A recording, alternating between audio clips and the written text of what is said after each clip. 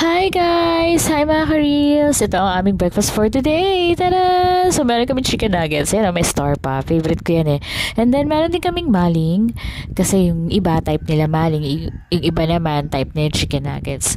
So meron din kaming fish for my mom and dad. Kailangan kasi lagi kami may fish. Kasi ang mom and daddy ko hindi sila masyadong kumakain sa mga preserved foods.